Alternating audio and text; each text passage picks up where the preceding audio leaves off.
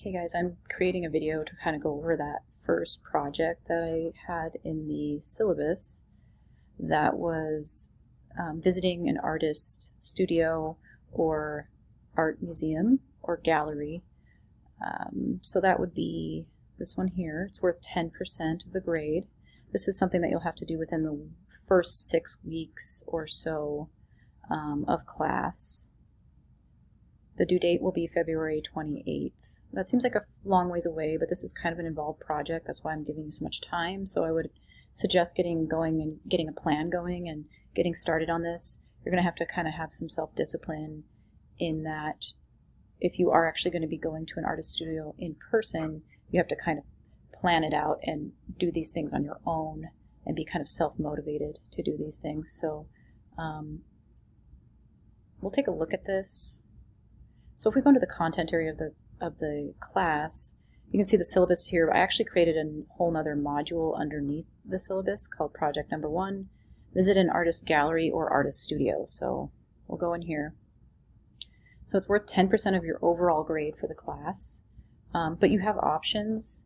So just pick one. You don't have to do both. So the Artist Studio visit or tour project is probably going to suit people that are a little bit more visually inclined and savvy with digital media softwares.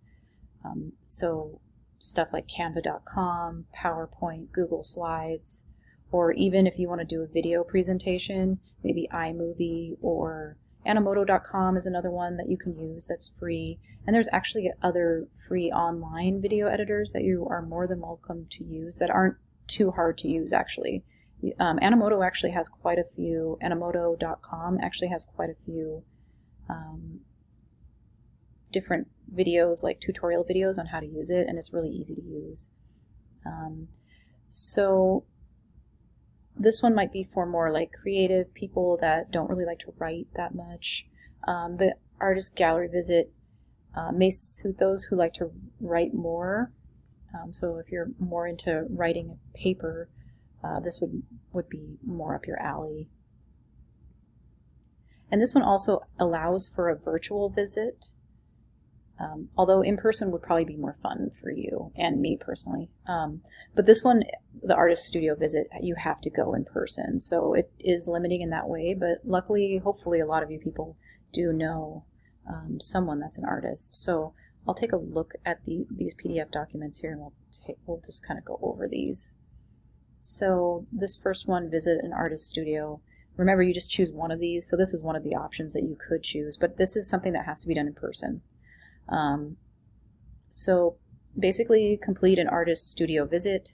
If you have a close friend or relative that's willing to let you into their studio and ask questions or answer questions, then this one will be the project for you. If you're more visually inclined and want to create a slideshow or a video presentation, this is your project.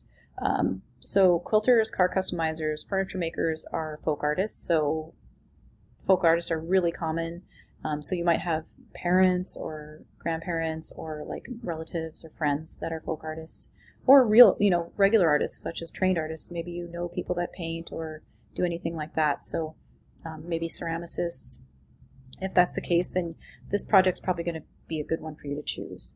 So basically it just means going into their studio, doing a tour, taking photos, video along the way, have them explain different parts of their studios or some of their tools that they commonly use. Remember to ask questions. You need information that will fill at least 15 slides or 7 minutes of video that will be edited video. So technically if you have 7 minutes of video, you're probably going to need like close to 20 or 30 minutes of video to work with to edit that down into 7 minutes. So these are some of the questions you can ask. I'd say at least 15 of these questions you should ask, but really it's probably a good idea to ask all of these questions, and even more than that if you think of any in the moment while you're actually touring. And then remember to document this tour through photos and videos. Your cell phone will work just fine. They don't have to be super amazing quality. And then when you're done with your video and you feel like you have enough info from the artist and enough photos and all that stuff, you can create a slideshow using Google Slides, Canva.com, or PowerPoint. And then create at least 15 slides, and each slide should have text narrating the stage of your exploration and your tour, and include text that relays the answers to at least 15 of the questions above or more, and then include quotes the artist gave you during your visit. And you may include any additional information in your slides that is interesting, and maybe if you can, include a picture of yourself with the artist. And then if you'd create a video presentation with Animoto or other editing softwares, iMovie might work well for you, or anything. They might have something for the phone too, like Adobe Spark, I think would work. I think they have a 7-day free trial, so you could give that a try. There's videos online like YouTube that can walk you how to do it. But just make sure it's edited at 7 minutes long, and that it's edited video. It's not just 7 minutes of like continuous video. And you can add text to that to kind of help narrate the tour, or you can even do a voiceover with your own voice, kind of explaining the tour, and then allowing the artist to answer the questions listed above. And then as far as files go, I would like your 15 slides as JPEG files into the assignment area in Brightspace. And if you created a video, I would like an MP4 file or a YouTube link for that. And so that's project number 1, or I mean the artist studio visit option, which is in person. And then the artist gallery visit is the next option. This can be done in person or virtual. So please complete an art gallery visit. If you have the opportunity to go in person, please do. If you find an art gallery museum that features art from the past that is open and accepting visitors, do go in person because it's going to be more interesting. Remember to bring a mask with you, both either with this project or the other project. And if touring virtually, just search online for virtual art gallery tours and pick a tour that interests you. Some are better than others, so definitely look around a little bit before you choose one to go with. And then document your visit with pictures from your phone if you're in person, or screenshots of your screen if you're attending virtually. So maybe even get a shot of you in front of the building if you're in person. Make sure you get at least 4 pictures or screenshots that prove you were there, either in person or virtually. And if you're in person, ask an employee of the art gallery or museum if it's okay to take pictures in certain areas. I mean, obviously, they're probably not going to let you take pictures of the work. Maybe they will, but most museums or art galleries won't. But there may be some areas where pictures are allowed, and that's where you should take pictures and kind of to prove that you were there. And then complete a tour of the gallery, pick out your favorite artwork, and then this is where the work comes in, besides taking pictures, is that you have to create a formal evaluation about the work using one of the 3 theories of art criticism. So formal, contextual, or expressive. And week 4, I believe, I hope I got that right, week 4 will help with this, which is chapter 5. This written evaluation should be at least 3 paragraphs long. So make sure you do this correctly, that you go through the stages of writing about art that are outlined in chapter 5. So just make sure you do this correctly. If you have any questions, just let me know. There's also a video lecture about this, so if you want to watch those videos to kind of help you write about art correctly, that might help you a little bit.